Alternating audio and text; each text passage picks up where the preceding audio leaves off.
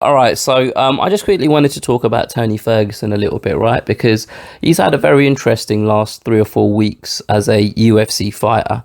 It all started during media week for UFC 274. We had that press conference, and he spilled all the tea, as they say, about how he feels he's been treated by the UFC, or should I say, mistreated.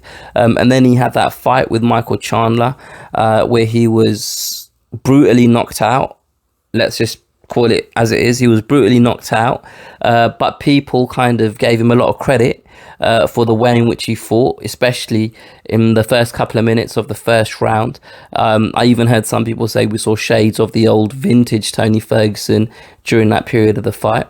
And since then, he's been on this media tour, having interviews with all your usual suspects, talking about the fight itself and where he feels he is in the lightweight division today.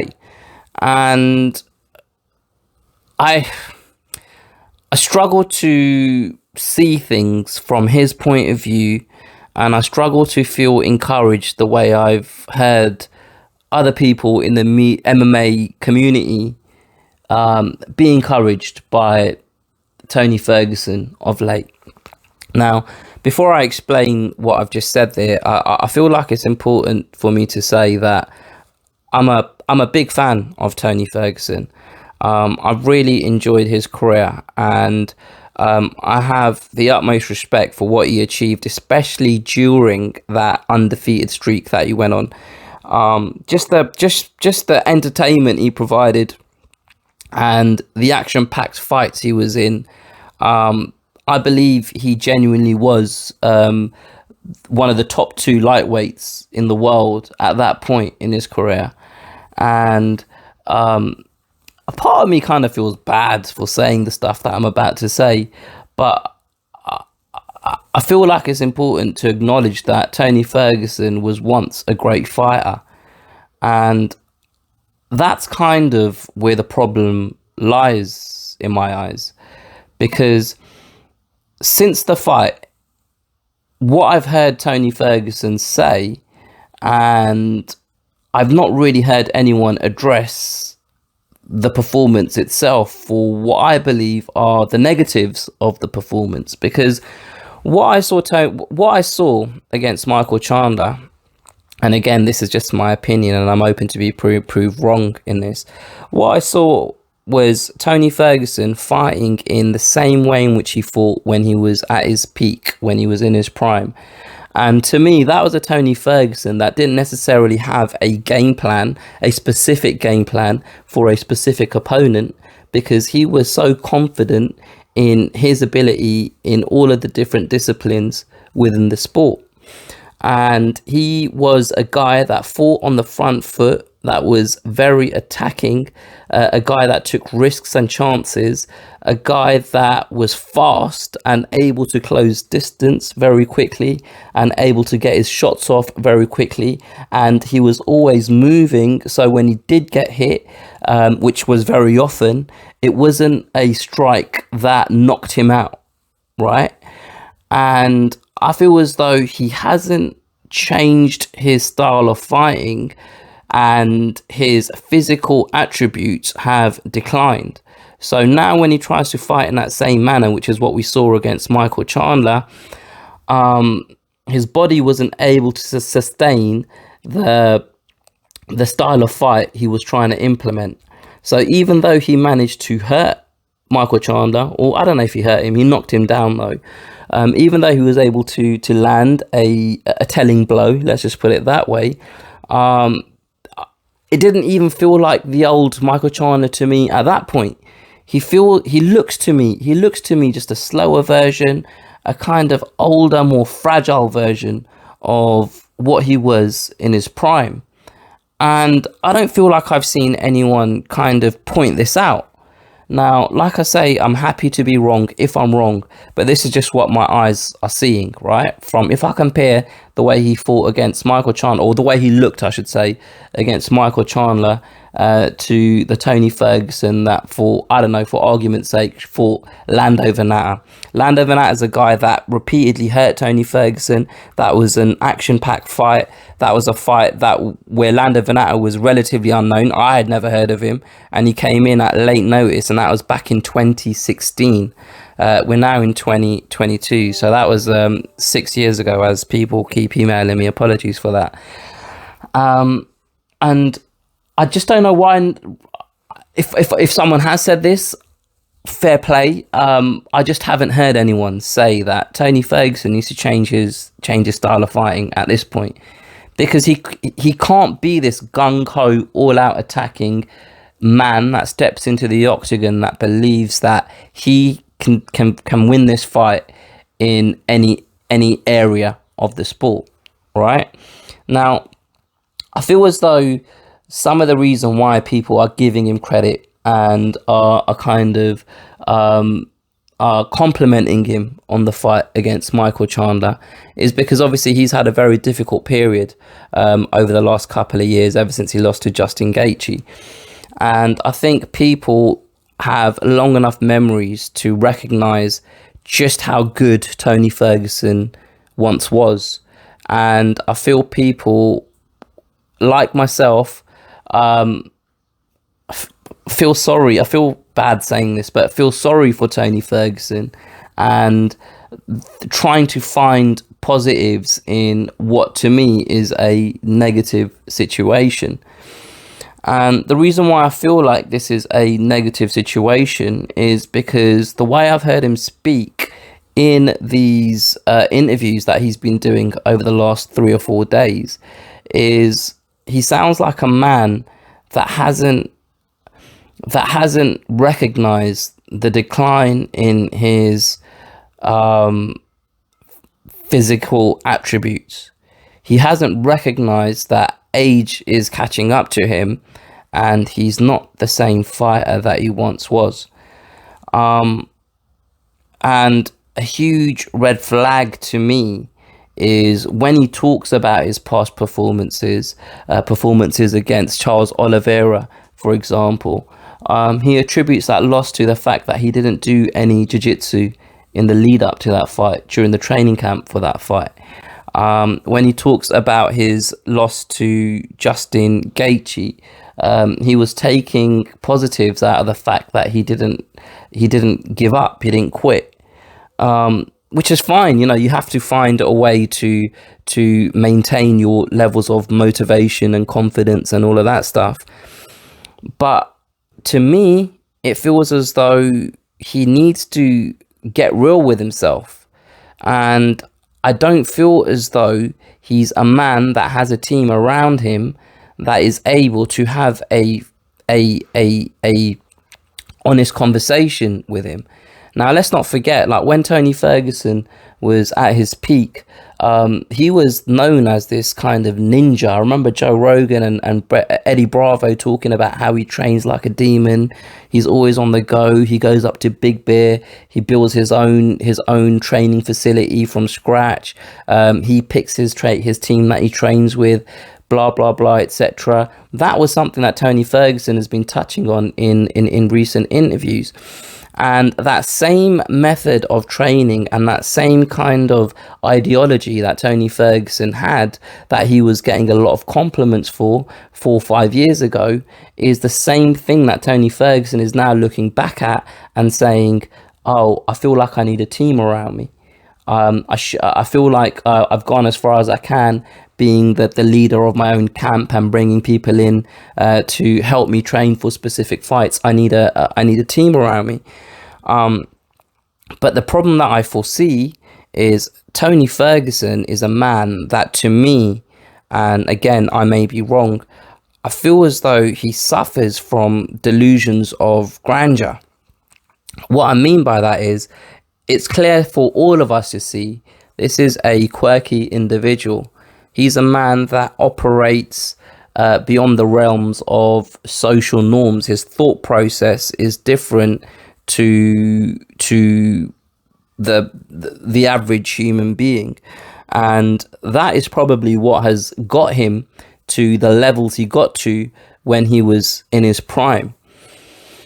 But now he needs to, in my opinion, have a look at his shortcomings and adjust his fighting style to complement his attributes, and to help negate his shortcomings, or any dangers of opponents exploiting his shortcomings that he currently has, right? And in order to do that, he needs to be honest with himself. But from what I've heard of him and the things that I've heard him speak about, I don't know if he's capable of that. Because everything that he's said in these last couple of days, in the interview that I heard him with Submission Radio and the interview with Ariel Helwani, he's spoken about how people are copying his style, how Bilal Muhammad copied his style by wearing sunglasses, how he was the first one ever to wear a suit as a mixed martial artist, how Charlie Olives has copied the fact that he's dyed his hair blonde.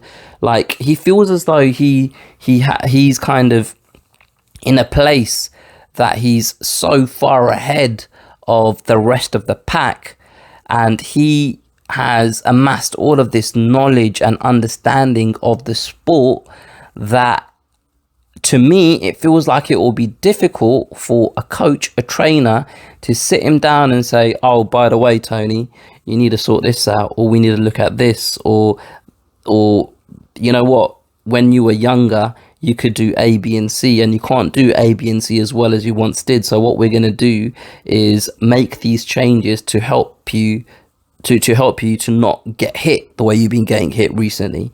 Does that make sense? Like I said, man, I'm a fan of this man, and I feel bad. I feel like I'm talking crap about him, but I'm just being honest in terms of what I see when I hear him speak and when I see him fight, right? And like, I don't know kind of what the future holds for Tony Ferguson, but here and now I'm a little bit worried for him. Now, there's something to be said about the level of competition he's been fighting, and he's been fighting the best of the best in this lightweight division ever since that loss to Justin Gaethje, right? Now, as time has progressed, that loss to Charles Oliveira looks better and better. Beneil Dariush, as we know, he's up there. He's on the cusp of a title shot, or at least a number one contender fight.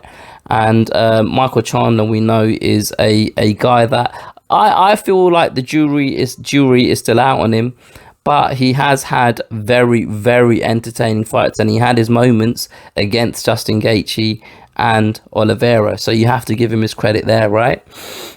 Now, if he was to fight someone who perhaps isn't as highly ranked as the guys that I've just mentioned, someone in the 10 to 15th ranked category, but not someone that is a young, hungry up and comer, but a veteran that is in one of those positions, we might see Tony Ferguson.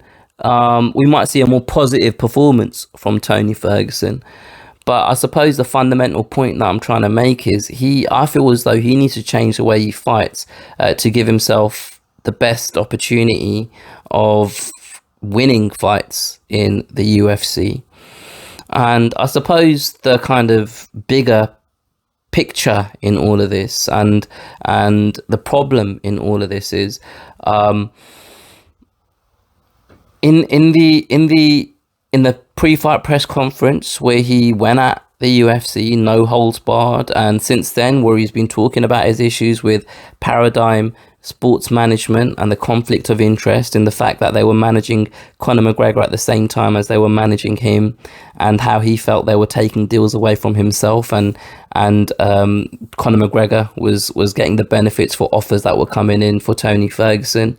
He even went as far as to say that Conor McGregor copied Tony Ferguson's gym at one point. He said that Dana White told him that Paradigm Sports Management effed him on a deal because they used Tony Ferguson as leverage for Conor McGregor.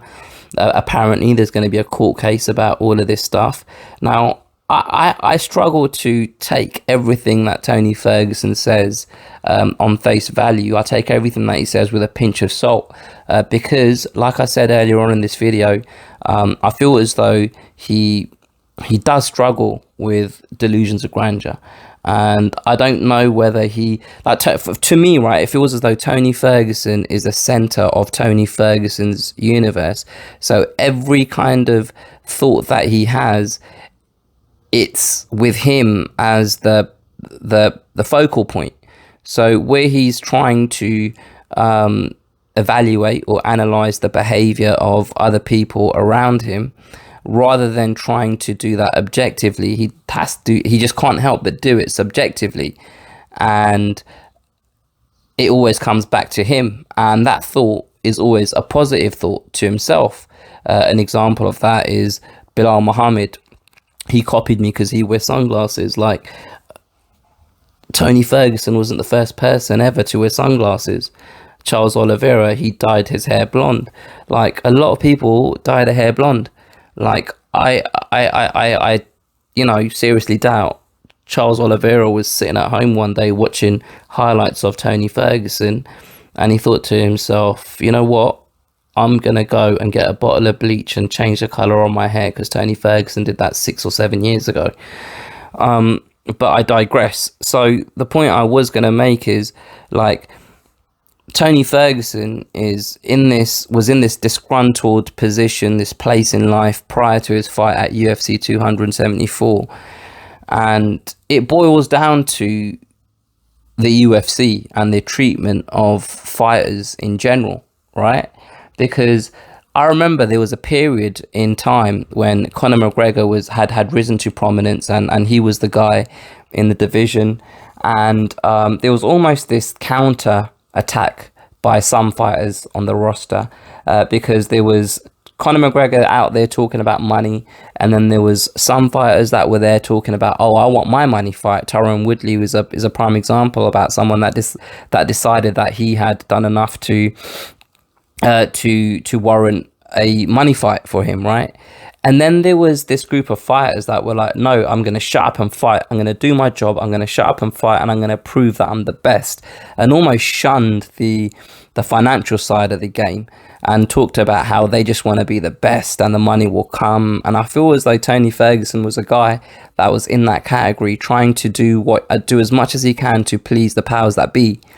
And it's landed him in this spot now where he currently is, where he's upset with what he gets paid, he's upset with how he's treated, and he's upset about his future prospects within the organization, because he's spoken about how he wants to box, but he doubts his contract will allow him to do so. So the point I'm trying to make with all of this long ramble when it comes to the UFC is this what we're seeing from Tony Ferguson. It's not the first time that we've seen a fighter get to the end of their career, look back at what they've put in and see what they've got out of the UFC and feel hard done by. It's not the first time, and I feel as though as more and more money has started to come into the sport, or I should say the organization, and the fighters still see the same sort of purses that they've been seeing for the last 5, 10, 15 years, I feel as though this story is going to become more and more regular. And I just feel like Tony Ferguson is a victim of that. And that's unfortunate, because I feel as though a lot of the stuff that a lot of the gripes that he has with the game, and the fact that he's still fighting now, it might not have been the case if he was treated the way he deserved to be treated when he was in his prime. I've gone a lot longer than I anticipated with this, but I hope I've made sense in the points that I've been trying to make. And you know what? I'm open to admitting that I might be wrong with some of the opinions that I formed, and in some instances, I hope I am, because as a fan of Tony Ferguson, I genuinely want the best for the guy. I'm worried though a little bit. I'm worried about what the future holds for him. But feel free to leave your comments below. Let me know what you've thought about what I've said in this video. Share your own thoughts about Tony Ferguson, and yeah, let's start a conversation. Obviously, if you're a regular to my channel, I haven't set my camera up and all of that stuff, because last couple of days I've been feeling a little bit crappy, I've had a bit of a dodgy stomach. And if you're from India, one of the things that I like about being Indian is some of the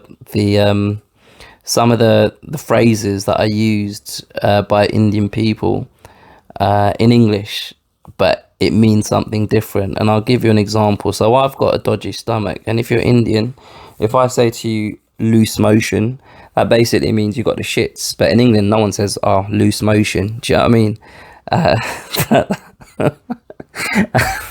Loose motion is one of my favorite terms when it comes to being Indian. But anyway, I'm going to stop talking about that. I'm going to stop talking about my issues that I've got currently.